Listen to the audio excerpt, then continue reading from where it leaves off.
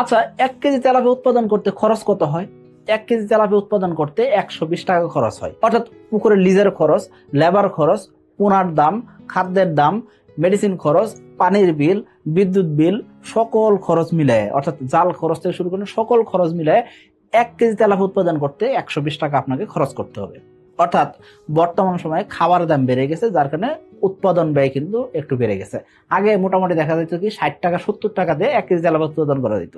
তখন বিক্রি হইতো কত? 100 টাকা, 120 টাকা বা 110 টাকা কেজি। তখন বিক্রি হইতো কত? 1 কেজি তেলাপিয়া 110 টাকা, 100 টাকা বা 105 টাকা বা 120 টাকা, এটা পাইকারি রেটে বিক্রি হইতো। আর বর্তমান সময়ে তেলাপিয়ার পাইকারি দর 170 টাকা থেকে 220 টাকা চলে গেছে। আর অন্যদিকে উৎপাদন ব্যয় 120 টাকা মোটামুটি উঠে আসছে। এখন এই 120 টাকা যদি উৎপাদন করতে চান, সেক্ষেত্রে আপনাকে ভালো জাতের তেলাপিয়া পোনা সংগ্রহ করতে হবে। এখন অনেক খামারে বলবেন যে ভাই 120 টাকাতে উৎপাদন করতে পারতেছি না। আপনি কম দামে পোনা কিনছেন, এই সস্তার পোনার উপরে আপনি এত টাকা ঢালবেন। আপনি দেখেন 120 টাকা খরচ করতেছেন সকল খরচ মিলাই, তাই না?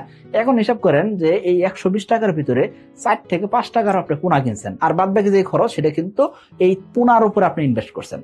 অর্থাৎ দেখেন, এই ভালো মানে পোনা যদি না হয়তো, তার মানে 115 টাকা আপনার কিন্তু জ্বলে যাইতেছে। তো এই জন্য আপনাকে 5 টাকার যে পোনা কিনতে দেন সেটা অবশ্যই ভালো পোনা হইতে হবে। এখন আপনি বলতে পারেন ভাই, 1 পিস তেলাপিয়া কি 5 টাকা? না, 1 পিস তেলাপিয়া তো আপনি 5 টাকা দিয়ে কিনতেছেন না, আপনি 3 পিস তেলাপিয়া কিনতেছেন 5 টাকা দিয়ে। এই 3 পিস তেলাপিয়ায় আপনি 1 কেজি ওজন করবেন। অর্থাৎ 3 পিস মাছ যখন বড় হবে, এক একটা মাছের ওজন যখন 300 গ্রাম করে হবে বা 350 গ্রাম হবে, তখন 1 কেজি মাছ উৎপাদন হলো। এই 1 কেজি মাছ উৎপাদন করতে খরচ হইতেছে কত? 120 টাকা। এই 120 টাকার ভিতরে 3 পিস পোনার দাম আসতেছে তার মানে 5 টাকা।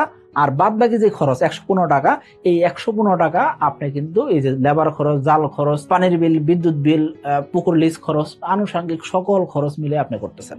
আশা করি বুঝতে পারছেন। তারপর আপনাকে অবশ্যই ভালো মানের পোনাটা সংগ্রহ করতে হবে।